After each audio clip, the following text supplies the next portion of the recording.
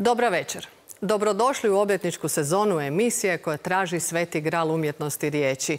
Upravo ulazimo u 10. godinu traganja za odgovorom na pitanje što je klasik. Književnost, to nisu samo riječi, to su svjetovi. Svaka knjiga otpor je zaboravu, svaka stranica pobuna protiv prolaznosti. Pitanja koja postavlja gorivo su za naše misli. Književnost to je zapravo ljubav koja nas mijenja. Ne traži ništa zauzvrat, a nudi nam svemirska prostranstva. Njezine je moći svjestan naš večerašnji gost, harvardski profesor Martin Puchner, koji tvrdi da ona oblikuje ljude, povijest i civilizaciju. A svjetska književnost ne bi bila moguća bez prevodioca. Zbog prevodilačkog umijeća Snježane Husić, njegova knjiga Pisani svijet dostupna je hrvatskim čitateljima.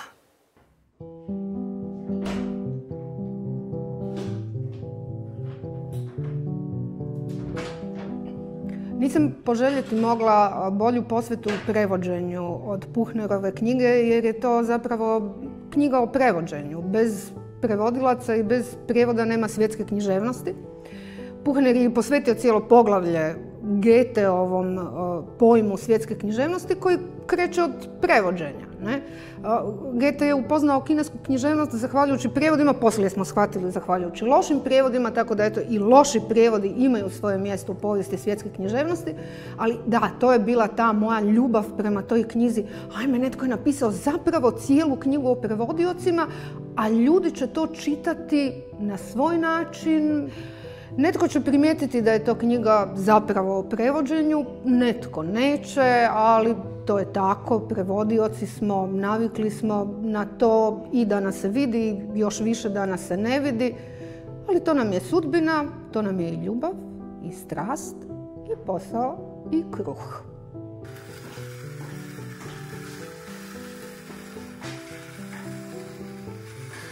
Književno prevođenje, osim što me hrani, hrani me i duhovno, zato što mi daje priliku da se izrazim, da sudjelujem u životu književnosti koju obožavam i bez koje ne mogu zamisliti život, a da ne moram biti baš tako talentirana kao neki veliki svjetski klasik.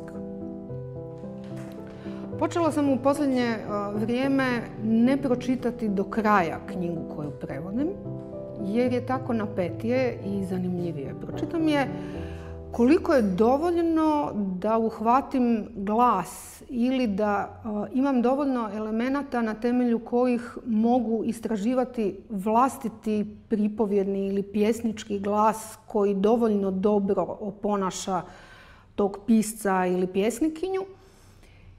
I onda pustim da me kao čitateljicu ponese radnja, rima, ritam, stih, napetost. Ponovno zapravo otkrivam one prve užitke u čitanju kada sam tek naučila dovoljno čitati da mogu samostalno čitati. Tako nastojim u prevođenju sad ponoviti taj osjećaj otkrivanja knjiga. Ponekad je bolje ne znati previše. Zapravo sam najsretnija kad mogu podijeliti svoje čitateljsko oduševljenje s nekime tko ne poznaje izvornik. A znam da sam doista uspjela u prijevodu kada se nakon mnogo godina više uopće ne sjećam originala nego vlastitog rješenja. Onda znam da je moje rješenje na dostojan način zamijenilo izvornik. Ono čega se vjerojatno svi prevodioci boje, to je da će krivo pročitati. Jer kad pogrešno pročitaš, onda ćeš sigurno pogrešno prevesti. I zato je dobro ponekad se naspavati, da se ne bi dogodilo da vidiš arte umjesto altre, pjevca umjesto piva i tako. Dobrog prevodioca bez dodatnih atributa čini točnost. Dobrog književnog prevodioca uz točnost čini jako dobar sluh, posebno ako prevodi poeziju, i jako dobro poznavanje književnosti. Zato što nikad ne prevodimo samo tu riječ ili samo tu rečenicu, prevodimo zapravo u svakom trenutku cijelu knjigu kako bismo dali toj riječi ili toj rečenici smisao unutar cijeline dijela. Ali zapravo ne prevodimo samo tu knjigu koju prevodimo u tom trenutku. Prevodimo cijeli opus tog autora, kako se ta knjiga uklapa u ostatak njegova opusa, u njegovu poetiku. Ali zapravo ne prevodimo ni samo opus tog autora, prevodimo cijelu poetiku te generacije kojoj on pripada, njegovo mjesto unutar književnosti koja je njemu suvremena. Prevodimo zapravo sve njegove suvremenike istoga trenutka kako bismo mu dali mjesto unutar te generacije. Ali onda ne prevodimo ni samo tu generaciju književnika ili pjesnika, zapravo prevodimo cijeli sustav književnosti. Zato što dobar književni prevodilac mora znati kako se to djelo ili ta rečenica na kojoj upravo radi uklapa u cjelovitu povijest književnosti i trebao bi biti svjestan za onu neku dodanu vrijednost prijevoda na koji način će ta njegova rečenica, kako je on oblikuje, promijeniti cijelu povijest književnosti. Prevodilac je možda u neku ruku najsličniji glumcu zato što mora dati glas, da, i različitim likovima, ali mora dati glas vrlo različitim piscima iz vrlo različitih razdoblja, različitih poetika i različitih naglasaka. Svaki put moraš promijeniti glas. Pisac si može dopustiti da cijeli život piše istu knjigu i nitko mu to ne bi smio zamjeriti ako su mu knjige dobre. Ali prevodilac koji stalno prevodi na isti način, taj je promašio profesiju. Žao mi je što to moram reći. Književni prevodilac mora znati pjevati i tenor, i bariton, i bas, i soprani, mezzosoprani, i alt, i po mogućnosti sve u isto vrijeme. Književno prevođenje je istraživanje svakako granica vlastitog književnog netalenta, više nego talenta, jer inače bih se... ili vlastite književne hrabrosti i vlastitih književnih strahova. Da imam književne hrabrosti možda bih pisala, ovako se skrivam iza drugih, vrlo mi je ugodno u toj poziciji i zapravo sam jako sretna kad ne moram ovako pred kamere.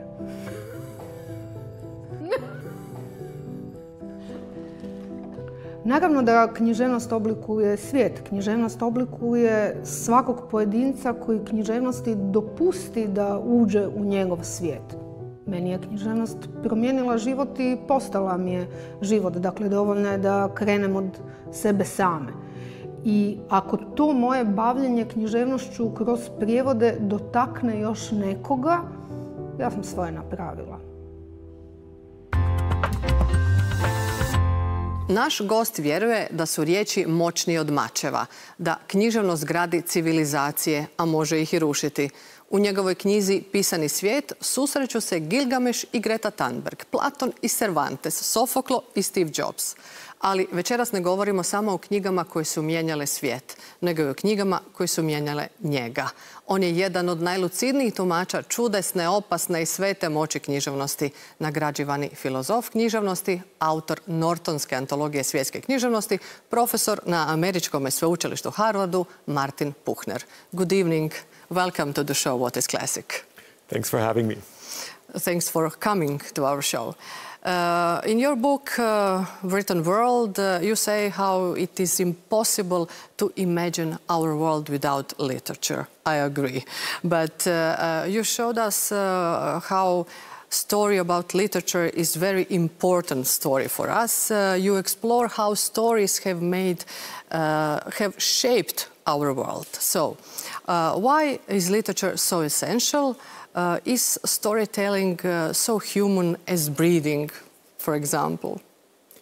Yes, I do think that we are storytelling creatures. We tell ourselves stories to make sense of the world, to orient ourselves in the world, to think about our relationship to others, to the environment, to the world at large. So I think that we make sense of the world by telling each other stories and telling stories to ourselves. So I think that's very deep in what it means to be human.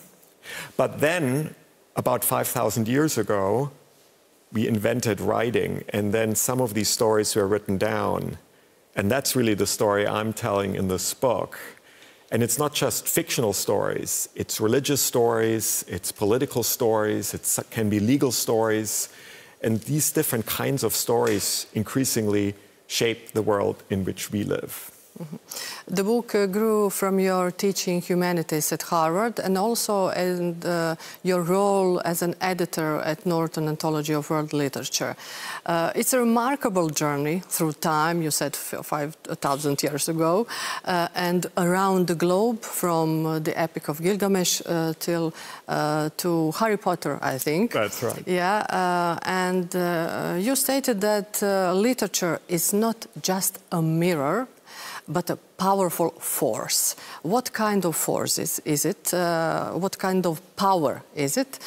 Is it a power to change the world or simply to change one simple person? I guess that's how you change the world. You change one person at a time. Yeah. If you change one person's mind, you change the world in a very small way. If you change many people's minds, you change it in a bigger way. I also tell stories how very significant people's minds can be changed. For example, Alexander the Great grew up with stories of the Iliad and the Trojan War. And when he became king, he had those stories in his mind. And when he, in his military campaign of Asia, he, in his mind, reenacted the story of the Trojan War. When he went to Asia Minor, his first stop was Troy, even though it had no military significance. But that was the story in his mind. And in fact, he took his copy of the Iliad on his campaign and slept by it every night. So here is one story that shaped one person's mind, but through that one person, Alexander the Great, changed the whole history of human civilization. So you're talking about Alexander the Great, but what books have changed you? That's interesting. Well, I have to tell you, when I grew up, I was not a big reader. I was into sports and doing other things. I was being a teenager.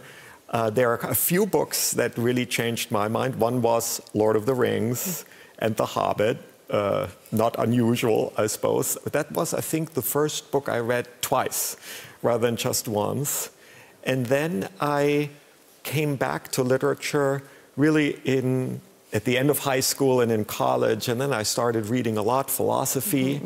Plato became an important figure, and James Joyce, Ulysses, because I couldn't understand it. And I felt like I must understand it. Exactly. Yeah. It was a challenge. Yeah. Sometimes I think about reading, like reading is some kind of meditation. To forget everything, even ourselves, to slow down.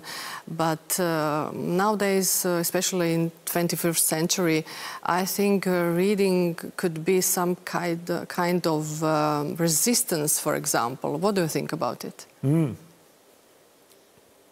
From meditation to resistance. From meditation to resistance. I think both modes seem to me important. They're quite different.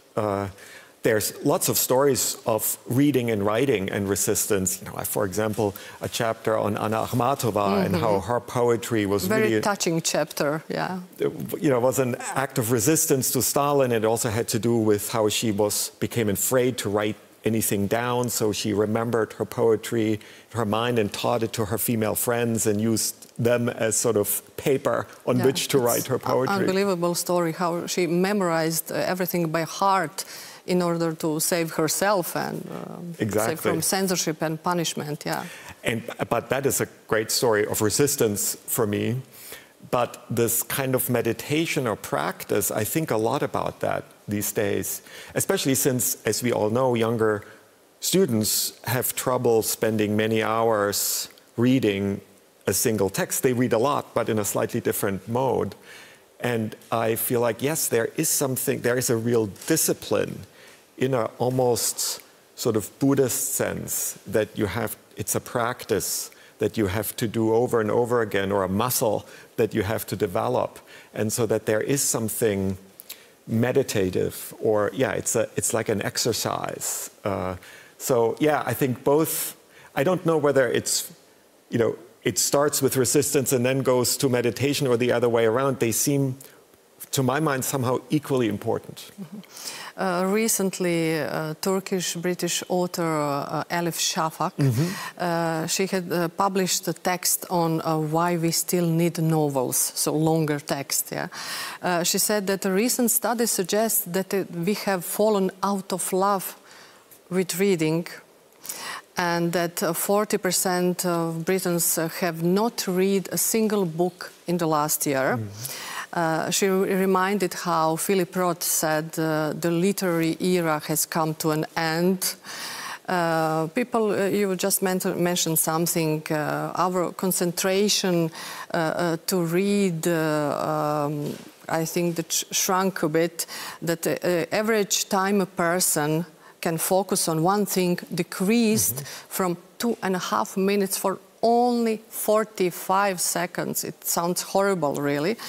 So do you agree with her? She said the more chaotic our times, the deeper our need to slow down and read fiction.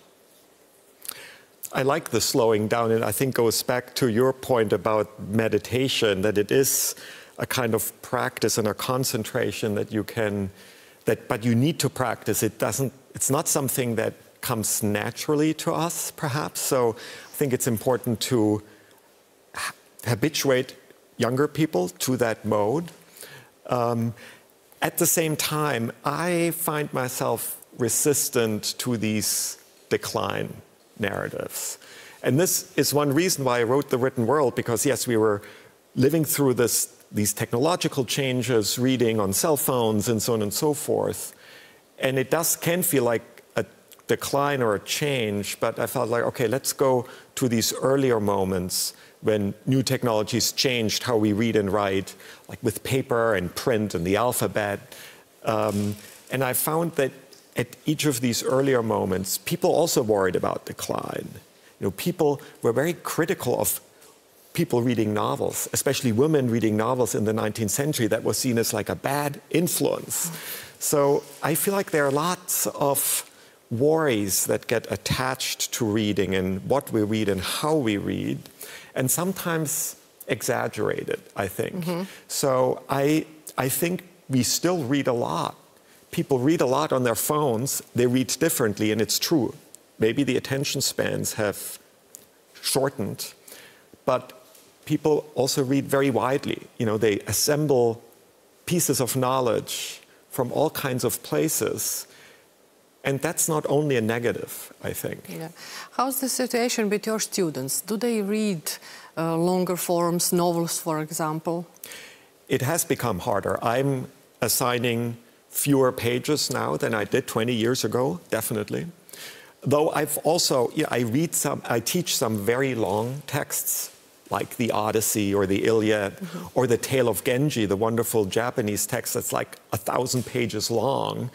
And with that text, I've always had to teach only an excerpt or different chapters. But that's also how this novel, for example, was read at the time. People were reading individual chapters. There's a long history of people reading only excerpts, not entire texts. So there too, it's true. Students are less used to reading very long texts. But I've decided to adjust to that. You mentioned the Tale of Genji. It's a very interesting chapter, and you state how first novel wasn't written in Europe, but in Japan, and it reveals the hidden history of women in literature. Right. Yes, and it's one of these stories, right, of the novel as being invented in Europe by, let's say, Cervantes. Yes, yes. And I love Cervantes. There's also a chapter on Cervantes. but yes, it's an amazing story. This is a novel that was written around the year 1000 AD, written by this lady in waiting at the Japanese court, So she had insight into this very hidden, very closed world of the court and started to write short chapters or episodes set in that world. And that became so successful that she kept writing more, and that became the tale of Genji. And it's a fascinating story because at the time women were partly excluded from literacy, which was based on Chinese poetry and learning Chinese language and literary traditions, and the Chinese script. Women were only partially exposed to that. So there is a new script that was developed that was used by women, but that became, so women were forced to innovate and write in this novelistic form, also autobiographic forms. In culture, I have a story about the pillow book. It's very similar. At the same time, the two were actually rivals. And so these new forms of writing, innovated by women, became so successful that actually some male writers adopted female pseudonyms in order to pass their work off also as being written by women. It's very interesting. Yeah. You're, in a way, a geneticist of literature, I could say. You write about very important mutations in the history of storytelling. So what would you say was the most important, the most powerful example how literature changed the world? Yeah. Well, I mentioned the Alexander the Great and the Iliad in some sense, and that's my first chapter in that book, in part because it's the most immediate connection of one book and one powerful person, and that's one way of changing the world. One of the last chapters is about a very different text, the Communist Manifesto, which is another interesting example. There were so many manifestos written in the middle of the 19th century, usually sort of lists of demands. When Marx and Engels started to work on the Communist Manifesto, they realized, oh, in order to make this a powerful text, we can't just have political statements, we also have to tell a story. So they begin with a grand history, a grand narrative. First sentence in the Communist Manifesto is a history of all hitherto existing societies, a history of class struggles. And then they begin in the beginning and make this big arc to the present and then the future. And so this is a text that was published in 1948, falls completely flat. No one reads it. The 1948 revolution is over. But then somehow, a few decades later, people start to read it and it gets printed, there are excerpts, there are summaries, people hear about it, there's an underground print network, and it gains steam, and then by the turn of the century, it starts to become really influential, and then with the Russian Revolution, of course it takes off, and it really changes the world, for better or for worse, that's another question. So it's another text that has a pretty immediate impact, though with this interesting sort of 30, 40-year delay. So a narrative text, not a fictional text, although there are some fictional elements in it, that wanted to have this impact and did ultimately have this impact. So you choose Communist Manifesto to be the most powerful example. Certainly, maybe not in the long term, who knows, but the most immediate. The most immediate. It seems to me somehow that literature can be a weapon and a refuge, like a double-edged sword, for example. I think that's true. I think in this book, I mostly focus on the weapon or on the immediate change. But it can also be a refuge. I think this goes back to your question about resistance. Yes. So another example that comes to mind is one of my favorite episodes involves the Mayan text Popol Vuh. So most of the societies in the Americas did not have writing before this European colonization. But one example is the Mayans. They completely independent invention of writing and literary tradition. So they evolved the sacred text, the Popol Vuh. When the Spaniards came, they tried to eliminate Mayan culture and burn all the books because they realized this was a form of resistance to Christianity. And they tried to eliminate all these texts.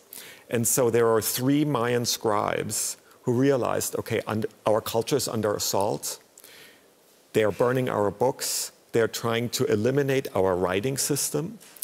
We need to preserve this text, the Popol Vuh. And they're very smart. They are thinking about the future, and they were saying, okay, since our writing system, which is sort of like Egyptian hieroglyphs, these Mayan glyphs, people will probably no longer know this writing system in the future. We will have to write down this text with the Roman alphabet, with the alphabet of the victors. And so they did that, and then they hid this book, this one copy. And this is how this text survived, through this very wise decision of these scribes to go underground and to preserve the story in the language that people in the future would be able to read. Interesting. I think that you believe in the idea of world literature, a phrase you borrowed from Goethe. Yes. But do you think that world literature show us more than, for example, national literature, who we really are? Mm. It's interesting, and I do love this idea from Goethe of world literature. He coined this term, or used this term, relatively late in his life, at a moment in the 1930s, at a moment when nationalism was all around him, right? The 19th century was a big century of nationalism. Germany was into these fragmented states, but there is a sense that we need to create a German culture, national culture. Goethe was not very interested in that. Mm-hmm. His idea was much more cosmopolitan, but also I think it's based on just himself as a reader, because he noticed that he was, of course, reading Greek literature and Roman literature, French literature, English literature, European literature, but increasingly he was able to read Arabic poetry in translation, Persian literature, Chinese novels were beginning to be translated, Sanskrit literature. So he realized that he was living in the small provincial German town of Weimar, 7,000 inhabitants, sort of on the periphery, or semi-periphery, but he was able to read all these texts. And so I think based on that experience as a reader, he realized, well, these national traditions actually don't make sense. We have now a world marketplace. He used this term marketplace of literature, that literature circulates, and that this will shape how people grow up, how they think of themselves, not just with individual national traditions, but with this broader circulation of literatures. Yeah, we have to also read books from very distant cultures. Yeah. It's a very important thing. Somehow, I think that stories are kind of collective memory for humanity. Could you explain it a little bit to us? Yeah, and you use humanity, which means it's kind of a universal idea, yeah. Right? That, of course, if you study world literature, I'm always struck by the differences. Of course, they have very different forms, different genres, different ways of storytelling, different characters, different scenes, different values. So sometimes the differences can be really striking.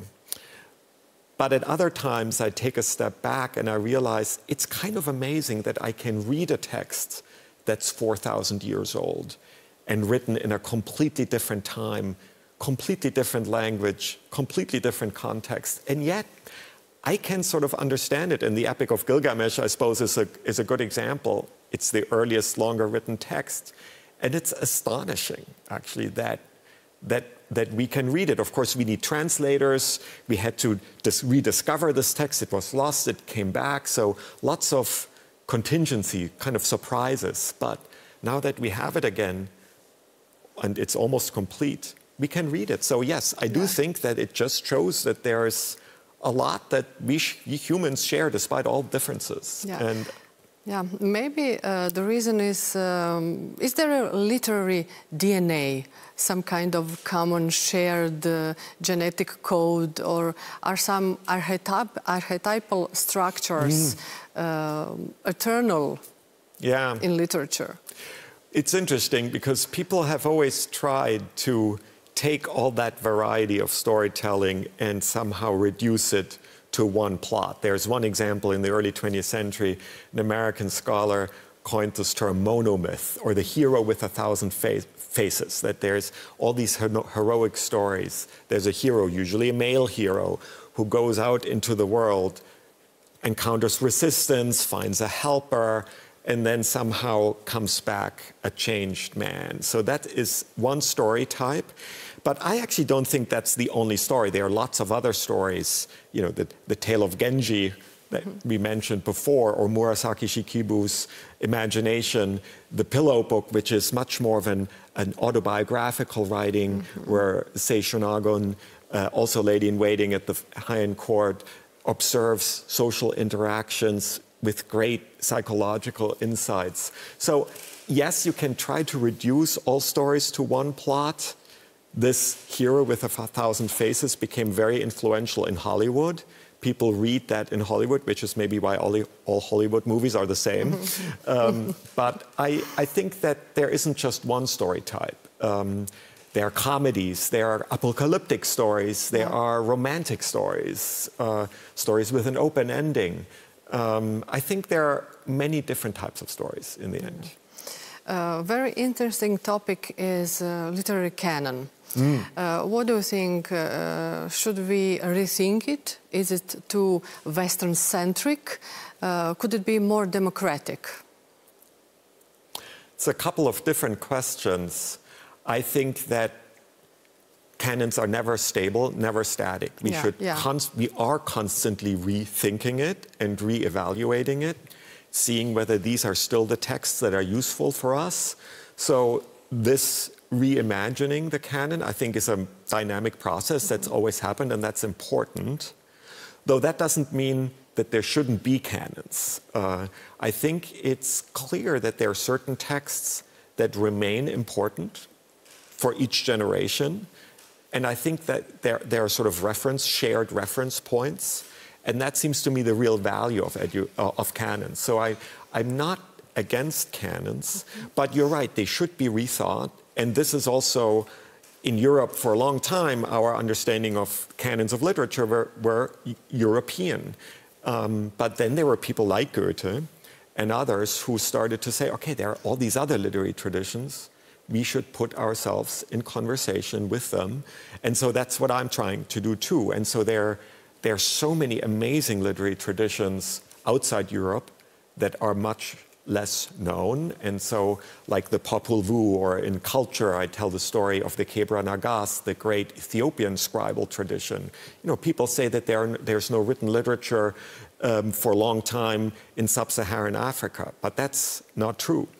There are literary traditions, for example, in Ethiopia. So I think there are lots of stories to be rediscovered, to be recovered. We talked about the tale of Genji, which of course has always existed and was known in Japan, but was not known outside Japan, and that was suddenly started to be translated in the turn from the 19th to the 20th century. Virginia Woolf read it and was amazed that there was this early female novelist that she had never heard of. So there's a really interesting dynamic process that has to do with canons, and that also is true of creating global canons. And that's what I'm trying to do, and that's what I believe in. So what do you think, what makes a work a classic? Are classics somehow like stars, distant but always guiding our way, or like some old friends always there when we need them? Yeah, I like the friends metaphor. The stars is neat too, and there is, I think, something about classics that guide us, that they are there when we need them. But I also think that they don't, the idea of the stars is too fixed. Of course, stars also change, but yes, we don't see it. Yeah. They change very slowly. Whereas I think a classic, in the end, is a text that speaks to each generation in a different way. Because if they were just static, I think they would not be flexible enough. We would move away from them. They wouldn't be interesting. It wouldn't be interesting. At all, yeah. So classics have this capacity that each generation can discover something different. So, you know, one of my examples is the Epic of Gilgamesh, the oldest text. Suddenly, after teaching this text for a long time to students, about 7, 8 years ago, I started to think much more and more about climate. I mean, I thought about climate change before, but then especially, and I thought, what can literature contribute to it? And suddenly I realized that this classic, which I had read a lot, very powerfully speaks to climate change. It's where the story of the apocalyptic flood that we know from the Bible emerged. It's a story of city building and resource attraction. So this text that in some sense wasn't designed to address our problem of climate change does it. And so that's I think what a classic is. You talk about literature like some guardian of civilization. So if we can imagine that our world disappeared and only one text left, which one would you choose to represent our era? That's very hard. Okay, I'm going to cheat in my answer a little bit. Because one of the story or forms of literature that I hadn't thought as much about that became really important in writing this book were these story collections, especially from the Middle Ages. The most famous is 1001 Nights. And what I love about them is that there are all kinds of stories within that collection, and then there's often a frame story.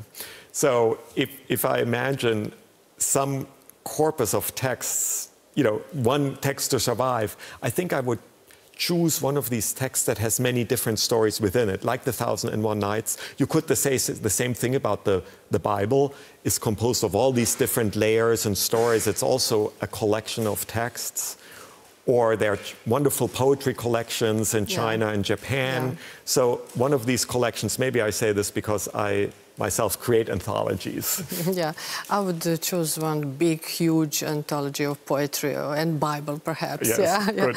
Yeah. What is the role of literature today? Because I heard that, I have read that you wrote a very interesting book about connection between literature and climate changes.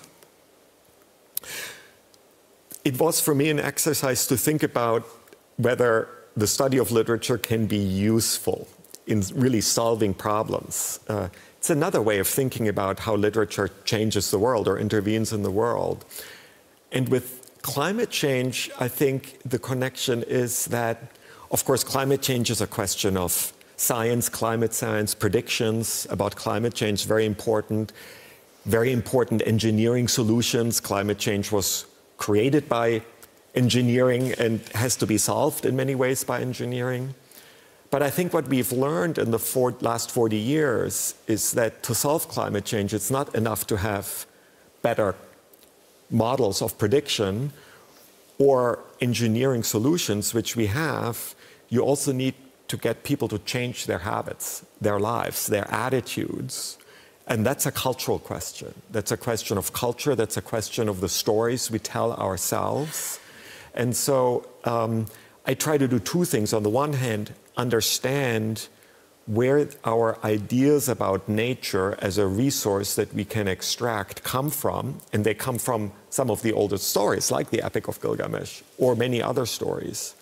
And then to look at that critically and also ask, what are some new stories we should tell that are less exploitative, that don't treat nature just as a resource from which we can, you know, like a store that we can go to and take something home. And so I'm beginning to think about stories that are more collective stories, because climate change is a collective action problem.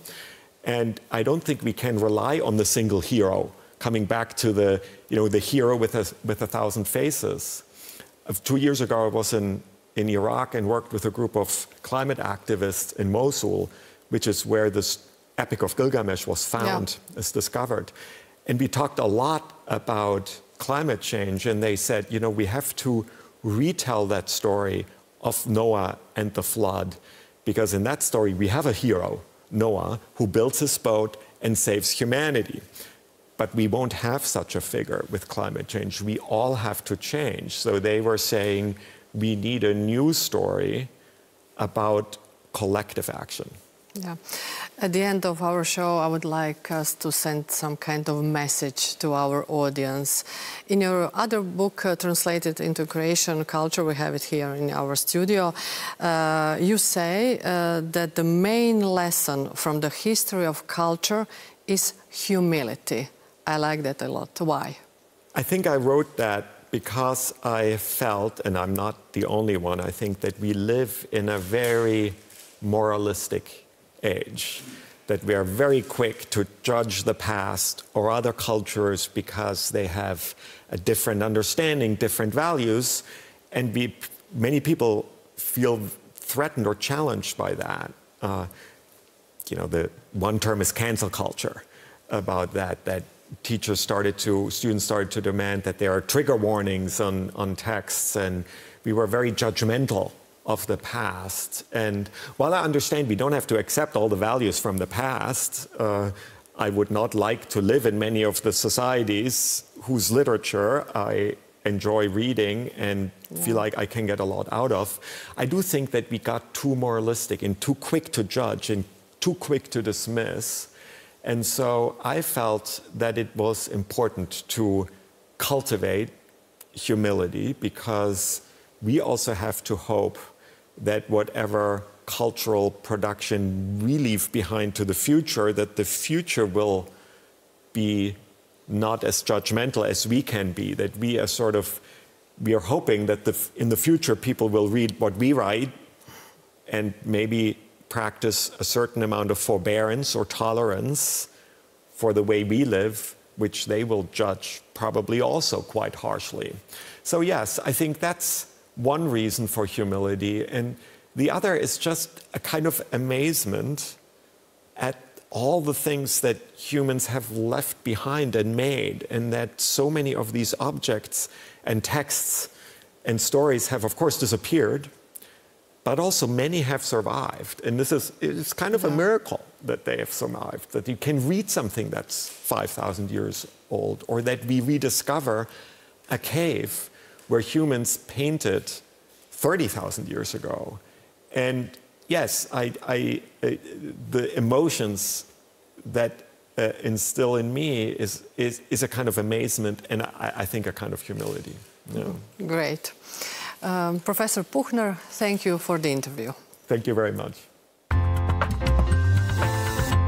Od trenutka kada je netko u Mezopotamiji na glinenu pločicu urezao prve znakove o kralju koji traži besmrtnost, svijet je postao pisan. Riječi su postale granice carstava, molitve bogovima, pozivi na pobunu i svjetionici nade. Priče oblikuju civilizacije, mijenjaju povijest, mijenjaju nas. Možda je upravo književnost ono što nas čini ljudima. Pokazuje nam tko smo i podsjeća da nismo sami. Hvala vam što ste bili s nama u emisiji u kojoj svijet nije ekran, nego tekst. Čitamo se ponovno za 2 tjedna.